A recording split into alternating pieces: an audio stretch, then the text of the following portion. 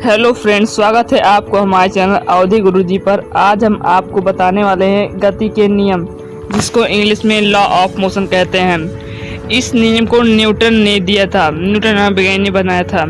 गति के 3 नियम होते हैं और यह तीनों नियम बहुत महत्वपूर्ण होते हैं। तो चलिए देखते हैं वीडियो में तीनों नियमों को। वीडियो शुरू करने से पहले मेरे चैनल को सब्सक्राइब करो और वीडियो को लाइक कर लो और बेल आइकन को ऑल पर क्लिक कर लो। तो गति का पहला नियम फ्रेंड्स यह है कि न्यूटन ने बताया था कि न्यूटन की गति विषय पहले नियम के आधार पर यदि कोई वस्तु विराम अवस्था में है तो वह विराम अवस्था में रहती है, और यदि गति अवस्था में है तब वह एक समान गति में रहती है जब तक उस पर कोई बाह्य बल ना कार्य करे। इसी को गति का पहला नियम कहते हैं फ्रेंड। न्यूटन ने इस नियम में आपको बताया कि यदि कोई वस्तु विराम अवस्था में है तो वह विराम अवस्था में रहेगी, और यदि कोई वस्तु गति अवस्था में है तो वह गति अवस्था में रहती है। तो फ्रेंड्स इसका मैं आपको एक उदाहरण देता हूँ तो आप उससे समझ जाएंगे। फ्रेंड्स, जब आप लोग बस में चढ़े रहते हैं और बस बहुत तेज़ से चलती रहती है और वह बस अचानक से रुक जाती है, तो फ्रेंड्स आप लोग आगे की ओर एक झुकाव महसूस करते हैं और आप लोग आगे की ओर झुक जाते हैं। यह कारण होता है गति के पहले नियम के कारण। यही नियम के कारण यह आप लोग आगे की ओर झुक जाते हैं। इसी को गति का पहला नियम कहते हैं फ्रेंड्स। तो चलिए पढ़ते हैं गति के दूसरे नियम के बारे में। आशा करता हूँ आपको गति का पहला नियम एकदम से क्लियर हो गया होगा। तो फ्रेंड्स ये है गति का दूसरा नियम।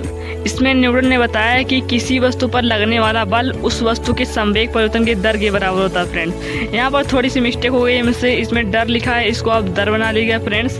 तो फ्रेंड्स इस नियम के आधार पर एक आपको फार्मूला भी दिया रहेगा। तो इसमें दिएगा F बराबर P/T, जहाँ पर P आपका संवेग है। फ्रेंड्स P बराबर क्या होता है, mv होता है, तो हम P का मान रख देंगे दूसरे इक्वेशन में। F बराबर m/v/t हो जाएगा, तो और v/t का मान फ्रेंड्स a होता है, तो एक इसका फार्मूला निकल के आ जाएगा F बराबर m में। तो फ्रेंड्स आशा करता हूँ आपको गति का दूसरा नियम भी समझ में आ चुका होगा। तो चलिए गति के तीसरे नियम को बताते हैं। फ्रेंड्स ये है गति का तीसरा नियम। इसमें आपको न्यूटन ने बताया है कि जब एक वस्तु दूसरे वस्तु पर बल लगाती है तब दूसरी वस्तु इसी समय बराबर मात्रा का बल विपरीत दिशा में पहली वस्तु पर लगाती है। इसे क्रिया प्रतिक्रिया नियम भी कहा जाता है फ्रेंड्स। गति का तीसरा नियम का दूसरा नाम है क्रिया प्रतिक्रिया नियम।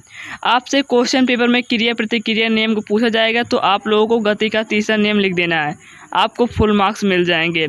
फ्रेंड्स मैं आपको इसका उदाहरण दे देता हूँ, आप लोगों को पूरा क्लियर हो जाएगा गति का तीसरा नियम क्या है फ्रेंड्स जब आप लोग चलते हैं तो आप लोग अपने पैर से ज़मीन को बल लगाते हैं, ज़मीन पर बल लगाते हैं, तो पृथ्वी आप पर एक बल लगाती है जिससे आप लोग आगे की ओर चलते हैं।